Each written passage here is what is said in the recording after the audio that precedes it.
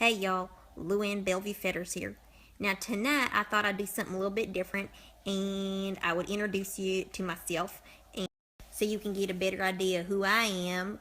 And I think the best way to do that is to know about my roots and where I came from. So I'm going to tell you a little story about my family. Now my mommy and my daddy met when my mommy was 17 years old and my daddy was 16 years old. And they was on a bus on their way to vacation Bible camp. Now they was playing a game of truth or dare and they got dared to kiss one another. And as my mommy would tell it, from that first kiss they just knew it was true love and they's meant to be together forever.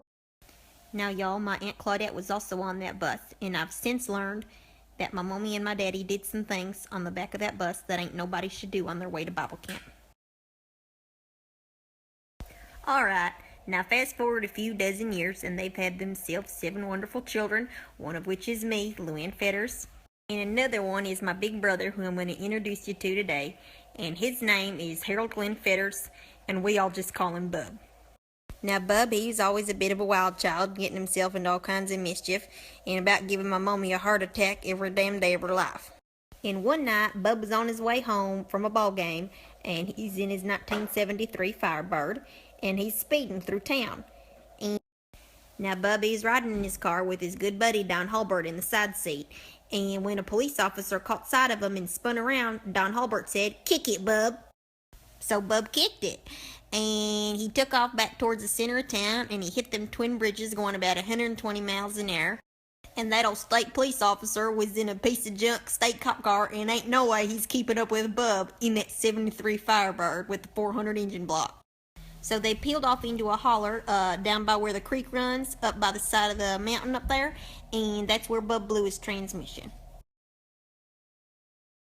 So they had no choice but they had to park the Firebird right there at the county auction building, and then they took off on foot, climbing up a mountain. Now Bubby made it home safe, and nobody caught him, and he came back up and he went right to bed, and he figured he was in the clear home free.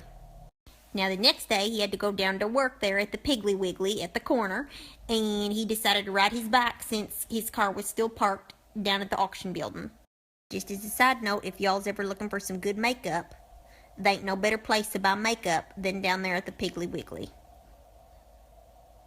They also have nice brassieres.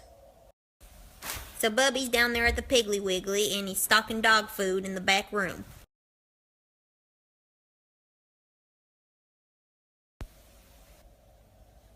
And all of a sudden, the state police officer from the other night, he comes busting in and he throws Bub up against the side of the dog food and the kibbles and bits go flying across the floor. So he handcuffs Bub and he takes him down to the station and he books him.